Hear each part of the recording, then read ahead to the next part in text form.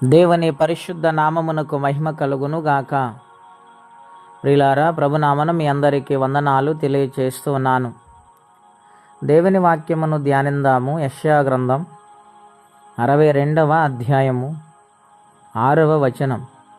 యెరూషలేమా, నీ ప్రాకారముల మీద నేను కావలి వారిని ఉంచి ఉన్నాను. రేయైనను పగలైనా వారు మౌనముగా ఉండరు.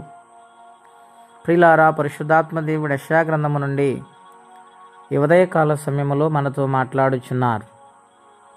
ఏమనగా, యెరూషలేమును గూర్చి, ఆ యెరూషలేము దేశములున్న ప్రాకారముల గూర్చి ఆయన మాట్లాడుచున్నారు.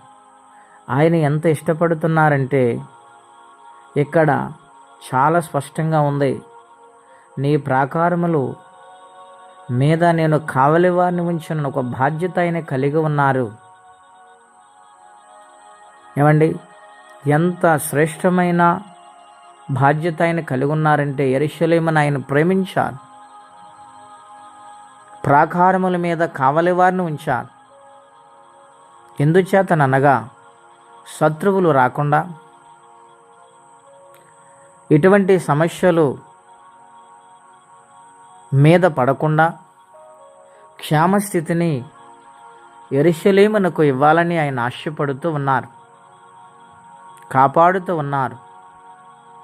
ఎందుచేత అంత బాధ్యత ఆయన తీసుకున్నారు యెరూషలేమును గూర్చంటే, ఇశ్రాయేలు ప్రజలు ఆయన ఆరాధిస్తున్న వారు ఆ దేశములో ఆయన నాటాడు, వృద్ధిలోనికి తీసుకుని వచ్చాడు. వారి క్షేమస్థితిని చూసిన దేవుడు వారి నిత్యము కాపాడుతూ ఉన్నాడు. గనుక ఆయన అంటూ ఉన్నాడు, నీ ప్రాకారముల మీద నేను కావలి వారిని ఉంచి ఉన్నాను. హల్లెలూయా. ఒక దేశము క్షేమంగా ఉండాలంటే మిలిటరీ సైన్యమును ప్రతి సరిహద్దులో రేయనక పగలనక కాపలా కాస్తూ ఉంటారు. కారణం ఏమిటి? దేశ క్షేమము కొరకు వారు నిద్రాహారాలు మాని కాపలా కాస్తూ ఉంటారు. అలాగే దేశములో జరుగుతున్న ప్రతి ఒక్కటి కూడా క్షేమస్థితిగా ఉండాలని వారు కోరుకుంటూ ఉంటారు. వారి జీవితాన్ని, ఆ రక్షక భటులైన వారి జీవితాలు త్యాగము చేస్తూ ఉంటారు. ప్రియులారా, దేశములో ఉన్న వారందరూ కూడా ప్రశాంతంగా ఉంటారు. కారణం ఏమిటంటే అక్కడ వారు కాపలా కాయటం వలన శత్రువులు దేశమును చొరబడకుండా, యుద్ధములు, సమస్యలు ఏమీ కూడా రాకుండా వారు కాపాడుతూ ఉంటారు.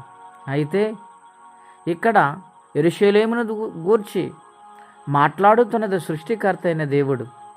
ఆయన కావలి వారు ఉంచారంటే, ఆయన కాపాడుతున్నారంటే ఎంత బాధ్యత ఆయన కలిగి ఉన్నారు. అలాగనే నీ ప్రియులారా, మనల్ని ఉద్దేశించి ఆయన మాట్లాడుతున్నారు.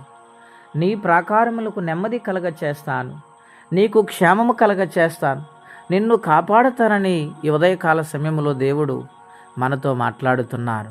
అయితే యెరూషలేములో మనం ఉన్నామా? యెరూషలేములో ఉంటే మనము దీవించబడినట్లే ప్రియులారా. ఏమిటి యెరూషలేము అంటే, ఎక్కడైతే దేవుని సన్నిధి ఉందో అదే యెరూషలేం. యెరూషలేం అనగా సంఘము.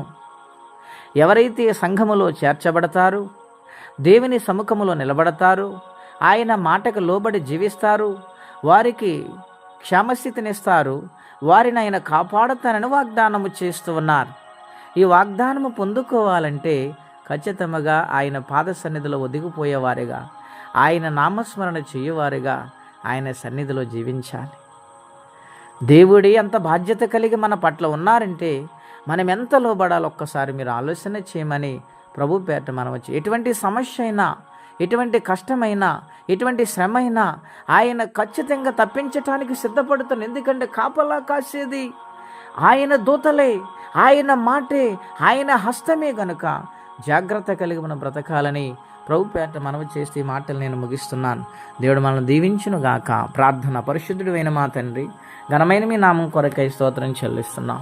యెరూషలేమును ప్రేమించారు, కాపలా పెట్టారు, కాపాడుతూ ఉన్నారు, వర్ధిల్ల చేస్తున్నారు. అలాగే మా జీవితాల్లో కూడా ఎంతోనైనా బాధ్యతను మీరు తీసుకున్నారు, భరోసాని ఇస్తూ ఉన్నారు. కనుక మీకు లోబడి జీవించు బ్రతుకు మాకు దయచేయండి.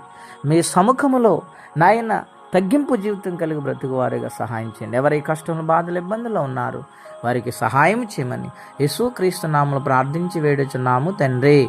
ఆమేన్. దేవుడు దీవించును గాక. ఆమేన్.